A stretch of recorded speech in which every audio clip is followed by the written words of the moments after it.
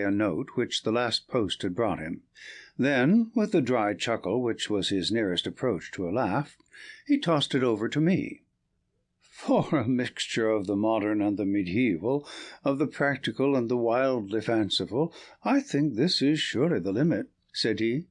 "What do you make of it, Watson?" I read as follows: 46 Old Jewry, November 19th. Ray, Vampires. Sir, our client, Mr. Robert Ferguson, of Ferguson and Muirhead, tea brokers of Mincing Lane, has made some inquiry from us in a communication of even date concerning vampires. As our firm specializes entirely upon the assessment of machinery, the matter hardly comes within our purview, and we have therefore recommended Mr. Ferguson to call upon you and lay the matter before you. We have not forgotten your successful action in the case of Matilda Briggs. We are, sir, faithfully yours, Morrison, and Dodd, per E.J.C. Matilda Briggs was not the name of a young woman, Watson, said Holmes, in a reminiscent voice. It was a ship, which is associated with the giant rat of Sumatra, a story for which the world is not yet prepared.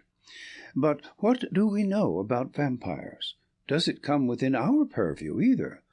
Anything is better than stagnation, but really we seem to have been switched on to a Grimm's fairy tale. Make a long arm, Watson, and see what V has to say. I leaned back and took down the great index volume to which he referred. Holmes balanced it on his knee, and his eyes moved slowly and lovingly over the record of old cases mixed with the accumulated information of a lifetime. "Voyage of the Glorious Scot," he read. "That was a bad business. I have some recollection that you made a record of it, Watson, though I was unable to congratulate you upon the result. Victor Lynch, the forger. Venomous Lizard or Gila. Remarkable case, that. Vittoria, the circus belle. Vanderbilt and the yeggman. Vipers. Vigor, the Hammersmith wonder. Hello, good old index, you can't beat it. Listen to this, Watson. Vampirism in Hungary, and again, vampires in Transylvania." He turned over the pages with eagerness, but after a short, intent perusal, he threw down the great book with a snarl of disappointment. "Rubbish, Watson, rubbish! What have we to do with walking corpses who can only be held in their grave by stakes driven through their hearts? It's pure lunacy." "But surely," said I, "the vampire was not necessarily a dead man. A living person might have the habit. I have read, for example, of the old sucking the blood of the young in order to retain their youth." "You are right, Watson. It mentions the legend in one of these references. But are we to give serious attention to such things? This agency stands flat-footed upon the ground, and there it must remain. The world is big enough for us. No ghosts need apply. I fear that we cannot take Mr. Robert Ferguson very seriously." "Possibly this note may be from him, and may throw some light upon what is worrying him." He took up a second letter, which had lain unnoticed upon the table whilst he had been absorbed with the first. This he began to read with a smile of amusement upon his face, which gradually faded away into an expression of intense interest and concentration. When he had finished, he sat for some little time lost in thought, with the letter dangling from his fingers. Finally, with a start, he aroused himself from his reverie. "Cheeseman's, Lamberley. Where is Lamberley, Watson?" "It is in Sussex, south of Horsham." "Not very far, eh? And Cheeseman's?" "I know that country, Holmes. It is full of old houses which are named after the men who built them centuries ago. You get Audleys and Harveys and Carretons. The folk are forgotten, but their names live in their houses." "Precisely," said Holmes, coldly. It was one of the peculiarities of his proud, self-contained nature that though he docketed any fresh information very quickly and accurately in his brain, he seldom made any acknowledgment to the giver. "I rather fancy we shall know a good deal more about Cheeseman's Lamberley before we are through. The letter is, as I had hoped, from Robert Ferguson. By the way, he claims acquaintance with you." "With me?" "You had better read it." He handed the letter across. It was headed with the address quoted. "Dear Mr. Holmes," it said, I have been recommended to you by my lawyers, but indeed the matter is so extraordinarily delicate that it is most difficult to discuss. It concerns a friend for whom I am acting. This gentleman married some 5 years ago a Peruvian lady, the daughter of a Peruvian merchant, whom he had met in connection with the importation of nitrates. The lady was very beautiful, but the fact of her foreign birth and of her alien religion always caused a separation of interests and of feelings between husband and wife, so that after a time his love may have cooled towards her, and he may have come to regard their union as a mistake. He felt there were sides of her character which he could never explore or understand. This was the more painful as she was as loving a wife as a man could have, to all appearance absolutely devoted. Now for the point which I will make more plain when we meet. Indeed, this note is merely to give you a general idea of the situation, and to ascertain whether you would care to interest yourself in the matter. The lady began to show some curious traits quite alien to her ordinarily sweet and gentle disposition. The gentleman had been married twice, and he had one son by the first wife. This boy was now 15, a very charming and affectionate youth, though unhappily injured through an accident in childhood. Twice the wife was caught in the act of assaulting this poor lad in the most unprovoked way. Once she struck him with a stick, and left a great weal on his arm. This was a small matter, however, compared with her conduct to her own child, a dear boy just under 1 year of age.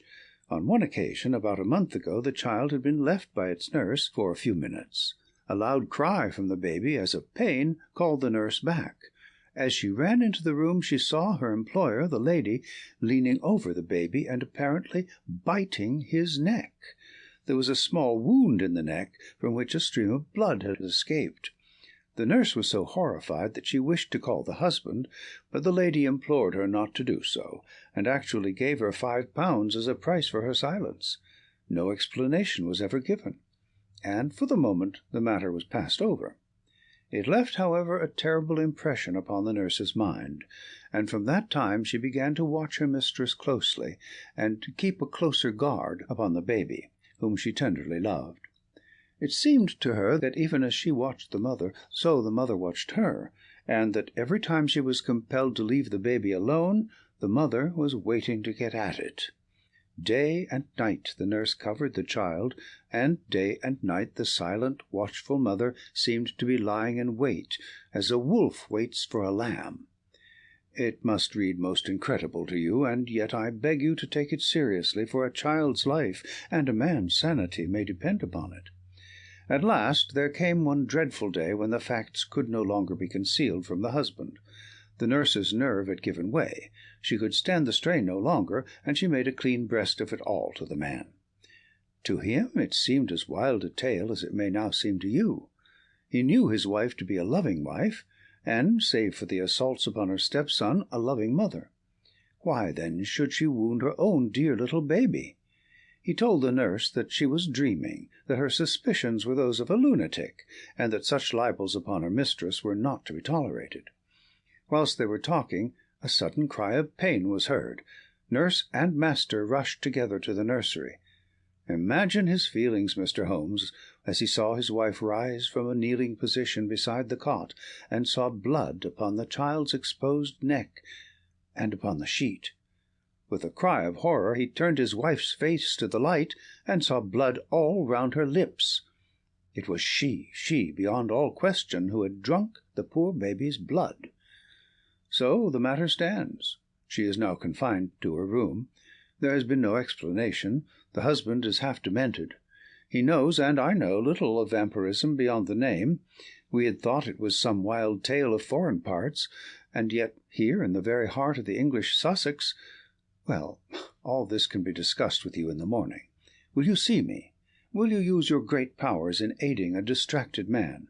If so, kindly wire to Ferguson, Cheeseman's, Lamberley, and I will be at your rooms by 10 o'clock.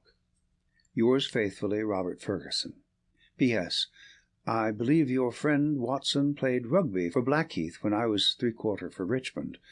It is the only personal introduction which I can give. Of course, I remember him, said I, as I laid down the letter, Big Bob Ferguson, the finest three-quarter Richmond ever had. He was always a good-natured chap. It's like him to be so concerned over a friend's case." Holmes looked at me thoughtfully and shook his head. "I never get your limits, Watson," said he. "There are unexplored possibilities about you. Take a wire down, like a good fellow. We'll examine your case with pleasure." "Your case? We must not let him think that this agency is a home for the weak-minded. Of course it is his case. Send him that wire, and let the matter rest till morning." Promptly at 10 o'clock next morning, Ferguson strode into our room. I had remembered him as a long, slab-sided man with loose limbs and a fine turn of speed, which had carried him round many an opposing back. There is surely nothing in life more painful than to meet the wreck of a fine athlete whom one has known in his prime. His great frame had fallen in, his flaxen hair was scanty, and his shoulders were bowed. I fear that I roused corresponding emotions in him. "Hullo, Watson," said he, and his voice was still deep and hearty. "You don't look quite the man you did when I threw you over the ropes into the crowd at the old deer park." "I expect I've changed a bit also. But it's this last day or two that has aged me. I see by your telegram, Mr. Holmes, that it is no use my pretending to be anyone's deputy." "It is simpler to deal direct," said Holmes. "Of course it is. But you can imagine how difficult it is when you are speaking of the one woman whom you are bound to protect and help. What can I do? How am I to go to the police with such a story? And yet the kiddies have got to be protected. Is it madness, Mr. Holmes? Is it something in the blood? Have you any similar case in your experience? For God's sake, give me some advice, for I am at my wit's end." "Very naturally, Mr. Ferguson. Now sit here and pull yourself together, and give me a few clear answers. I can assure you that I am very far from being at my wit's end, and that I am confident we shall find some solution. First of all, tell me what steps you have taken. Is your wife still near the children?" "We had a dreadful scene. She is a most loving woman, Mr. Holmes. If ever a woman loved a man with all her heart and soul, she loves me. She was cut to the heart that I should have discovered this horrible, this incredible secret. She would not even speak. She gave no answer to my reproaches, save to gaze at me with a sort of wild, despairing look in her eyes. Then she rushed to her room and locked herself in. Since then she has refused to see me. She has a maid who was with her before her marriage, Dolores by name, a friend rather than a servant. She takes her food to her." "Then the child is in no immediate danger?" "Mrs. Mason, the nurse, has sworn that she will not leave it night or day. I can absolutely trust her. I am more uneasy about poor little Jack, for, as I told you in my note, he has twice been assaulted by her." "But never wounded?" "No, she struck him savagely. It is the more terrible, as he is a poor little inoffensive cripple." Ferguson's gaunt features softened as he spoke of his boy. You would think that the dear lad's condition would soften anyone's heart. A fall in childhood and a twisted spine, Mr. Holmes, but the dearest, most loving heart within. Holmes had picked up the letter of yesterday and was reading it over. "What other inmates are there in your house, Mr. Ferguson?" "2 servants who have not been long with us, 1 stable hand, Michael, who sleeps in the house, my wife, myself, my boy Jack, baby, Dolores, and Mrs. Mason. That is all." "I gather that you did not know your wife well at the time of your marriage?" "I had only known her a few weeks." "How long had this maid Dolores been with her?" "Some years." "Then your wife's character would really be better known by Dolores than by you?" "Yes, you may say so." Holmes made a note. "I fancy," said he, "that I may be of more use at Lamberley than here. It is eminently a case for personal investigation. If the lady remains in her room, our presence could not annoy or inconvenience her. Of course, we would stay at the inn." Ferguson gave a gesture of relief. "It is what I hoped, Mr. Holmes. There is an excellent train at 2 from Victoria, if you could come." "Of course we could come. There is a lull at present. I can give you my undivided energies. Watson, of course, comes with us.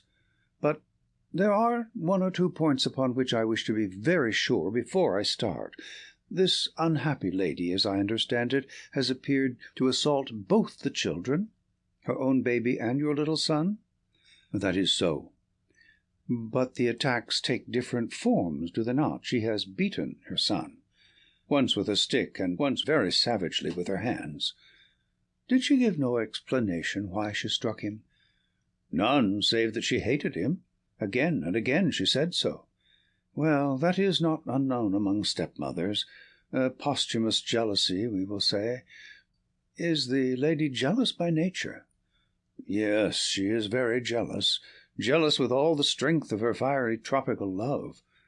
"But the boy, he is 15, I understand, and probably very developed in mind, since his body has been circumscribed in action. Did he give you no explanation of these assaults?" "No, he declared there was no reason." "Were they good friends at other times?" "No, there was never any love between them." "Yet you say he is affectionate." "Never in the world could there be so devoted a son. My life is his life. He is absorbed in what I say or do." Once again Holmes made a note. For some time he sat lost in thought. "No doubt you and the boy were great comrades before this second marriage. You were thrown very close together, were you not?" "Very much so." "And the boy, having so affectionate a nature, was devoted, no doubt, to the memory of his mother?" "Most devoted." "He would certainly seem to be a most interesting lad. There is one other point about these assaults. Were the strange attacks upon the baby and the assaults upon your son at the same period?" "In the first case it was so. It was as if some frenzy had seized her, and she had vented her rage upon both. In the second case it was only Jack who suffered. Mrs. Mason had no complaint to make about the baby." "That certainly complicates matters." "I don't quite follow you, Mr. Holmes." "Possibly not. One forms provisional theories and waits for time or fuller knowledge to explode them. A bad habit, Mr. Fergusson, but human nature is weak. I fear that your old friend here has given an exaggerated view of my scientific methods. However, I will only say, at the present stage, that your problem does not appear to me to be insoluble, and that you may expect to find us at Victoria at 2 o'clock. It was evening of a dull, foggy November day, when, having left our bags at the Chequers, Lamberley, we drove through the Sussex clay of a long winding drive, and finally reached the isolated and ancient farmhouse in which Fergusson dwelt. It was a large, straggling building, very old in the centre, very new at the wings, with towering Tudor chimneys and a lichen-spotted, high-pitched roof of Horsham slabs. The doorsteps were worn into curves, and the ancient tiles which lined the porch were marked with the rebus of a cheese and a man, after the original builder. Within, the ceilings were corrugated with heavy oaken beams, and the uneven floors sagged into sharp curves. An odour of age and decay pervaded the whole crumbling building. There was one very large central room into which Fergusson led us. Here, in a huge old-fashioned fireplace with an iron screen behind it, dated 1670, there blazed and spluttered a splendid log fire. The room, as I gazed round, was a most singular mixture of dates and of places. The half-panelled walls may well have belonged to the original yeoman farmer of the 17th century.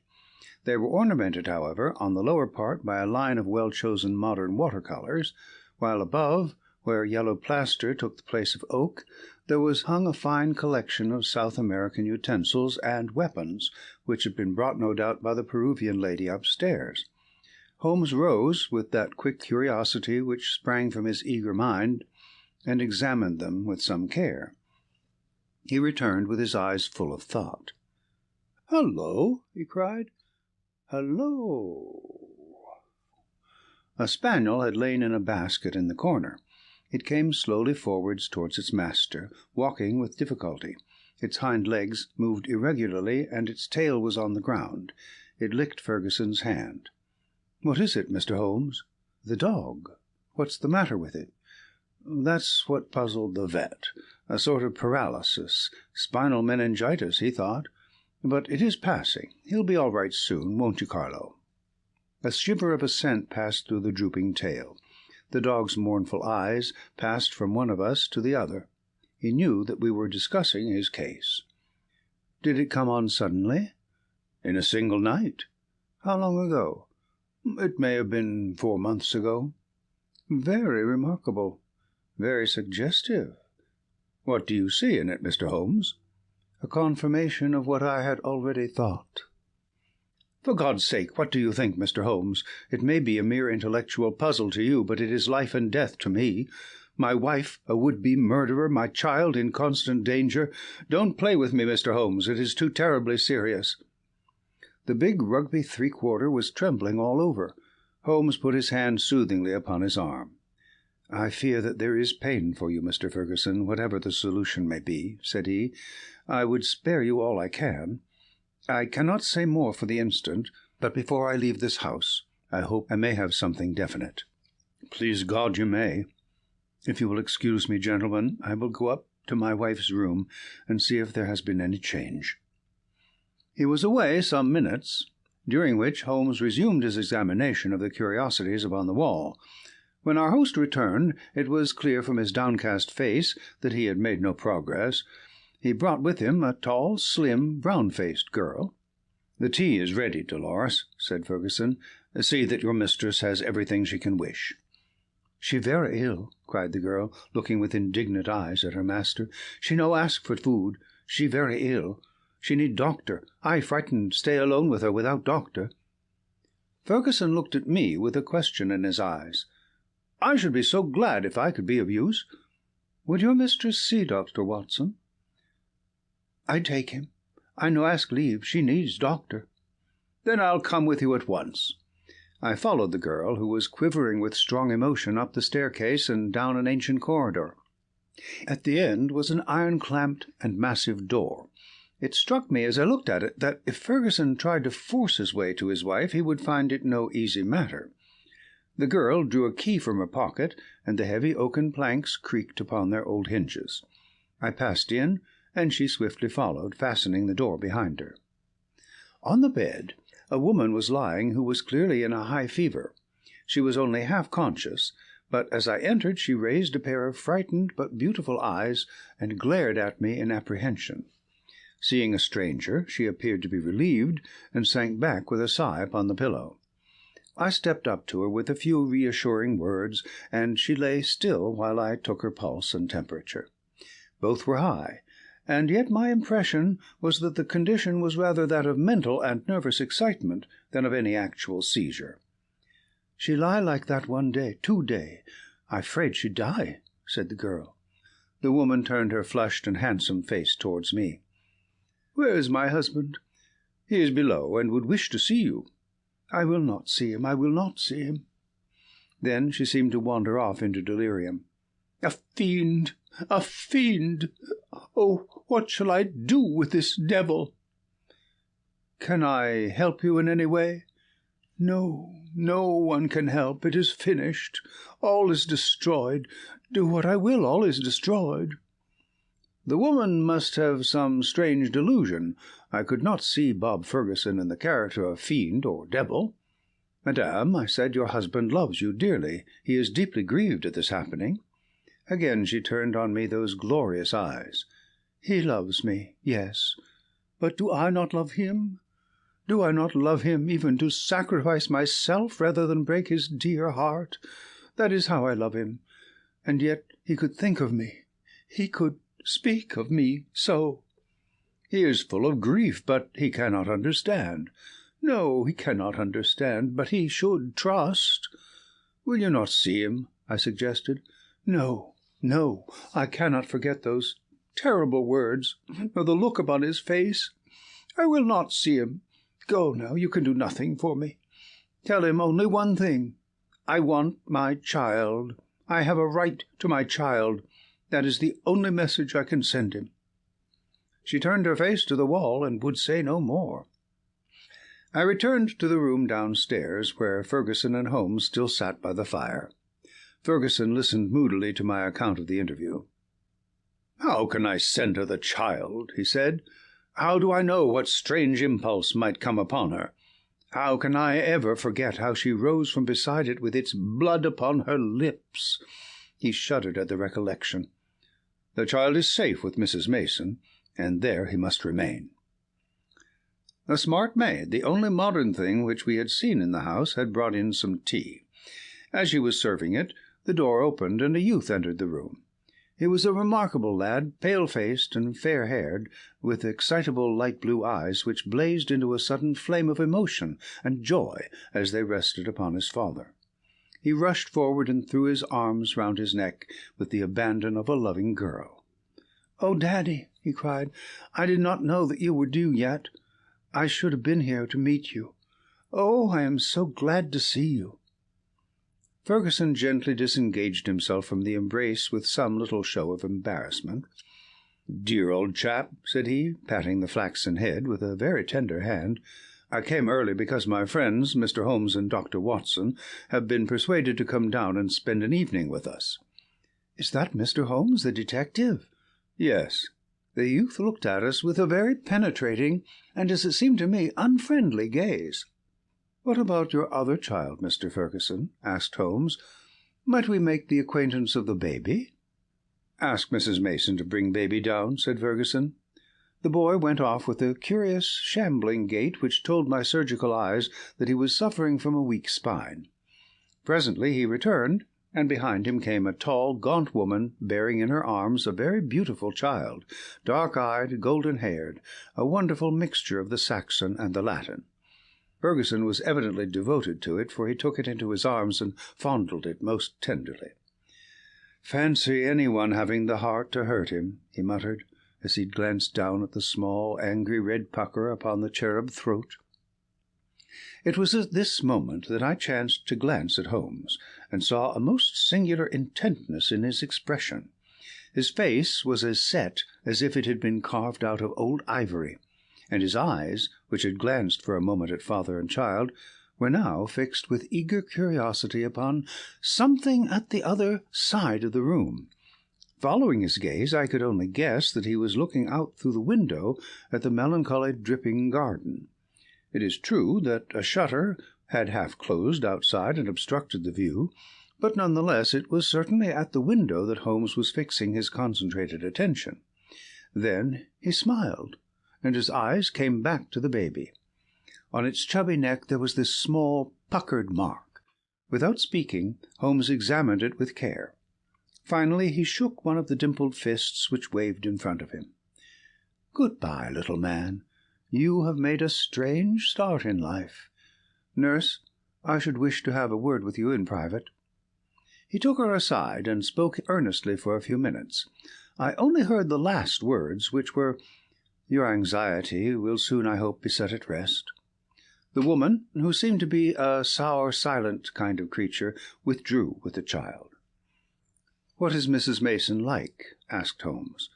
"Not very prepossessing externally, as you can see, but a heart of gold, and devoted to the child." "Do you like her, Jack?" Holmes turned suddenly upon the boy. His expressive, mobile face shadowed over, and he shook his head. "Jackie has very strong likes and dislikes," said Ferguson, putting his arm round the boy. "Luckily, I am one of his likes." The boy cooed and nestled his head upon his father's breast. Ferguson gently disengaged him. "Run away, little Jackie," said he, and he watched his son with loving eyes until he disappeared. "Now, Mr. Holmes," he continued, when the boy was gone, "I really feel that I have brought you on a fool's errand, for what can you possibly do save give me your sympathy? It must be an exceedingly delicate and complex affair from your point of view." "It is certainly delicate," said my friend, with an amused smile, "but I have not been struck up till now with its complexity. It has been a case for intellectual deduction. But when this original intellectual deduction is confirmed point by quite a number of independent incidents, then the subjective becomes objective, and we can say confidently that we have reached our goal. I had in fact reached it before we left Baker Street, and the rest has merely been observation and confirmation." Ferguson put his big hand to his furrowed forehead. "For heaven's sake, Holmes," he said hoarsely, "if you can see the truth in this matter, do not keep me in suspense. How do I stand? What shall I do? I care nothing as to how you have found your facts, so long as you have really got them." "Certainly I owe you an explanation, and you shall have it. But you will permit me to handle the matter in my own way? Is the lady capable of seeing us, Watson?" "She is ill, but she is quite rational." "Very good. It is only in her presence that we can clear the matter up. Let us go up to her." "She will not see me," cried Ferguson. "Oh, yes, she will," said Holmes. He scribbled a few lines upon a sheet of paper. "You, at least, have the entrée, Watson. Will you have the goodness to give the lady this note?" I ascended again and handed the note to Dolores, who cautiously opened the door. A minute later I heard a cry from within, a cry in which joy and surprise seemed to be blended. Dolores looked out. "She will see them. She will listen," said she. At my summons, Ferguson and Holmes came up. As we entered the room, Ferguson took a step or two towards his wife, who had raised herself in the bed, but she held out her hand to repulse him. He sank into an armchair, while Holmes seated himself beside him, after bowing to the lady, who looked at him with wide-eyed amazement. "I think we can dispense with Dolores," said Holmes. "Oh, very well, madame. If you would rather she stayed, I can see no objection. Now, Mr. Ferguson, I am a busy man with many calls, and my methods have to be short and direct. The swiftest surgery is the least painful. Let me first say what will ease your mind. Your wife is a very good, a very loving, and a very ill-used woman." Ferguson sat up with a cry of joy. "Prove that, Mr. Holmes, and I am your debtor forever." "I will do so, but in doing so I must wound you deeply in another direction." "I care nothing so long as you clear my wife. Everything on earth is insignificant compared to that." "Let me tell you, then, the train of reasoning which passed through my mind in Baker Street. The idea of a vampire was to me absurd. Such things do not happen in criminal practice in England. And yet your observation was precise. You had seen the lady rise from beside the child's cot with the blood upon her lips." "I did." "Did it not occur to you that a bleeding wound may be sucked for some other purpose than to draw the blood from it? Was there not a queen in English history who sucked such a wound to draw poison from it?" "Poison?" "A South American household. My instinct felt the presence of those weapons upon the wall before my eyes ever saw them. It might have been other poison, but that was what occurred to me. When I saw that little empty quiver beside the small bird bow, it was just what I expected to see. If the child were pricked with one of those arrows dipped in curare or some other devilish drug, it would mean death if the venom were not sucked out. And the dog. If one were to use such a poison, would one not try it first in order to see that it had not lost its power? I did not foresee the dog, but at least I understood him, and he fitted into my reconstruction. Now do you understand? Your wife feared such an attack. She saw it made, and saved the child's life, and yet she shrank from telling you all the truth, for she knew how you loved the boy, and feared lest it break your heart." "Jackie!" "I watched him as you fondled the child just now. His face was clearly reflected in the glass of the window where the shutter formed a background. I saw such jealousy, such cruel hatred, as I have seldom seen in a human face." "My Jackie!" "You have to face it, Mr. Ferguson. It is the more painful because it is a distorted love, a maniacal, exaggerated love for you, and possibly for his dead mother, which has prompted his action. His very soul is consumed with hatred for this splendid child, whose health and beauty are a contrast to his own weakness." "Good God! It is incredible." "Have I spoken the truth, madame?"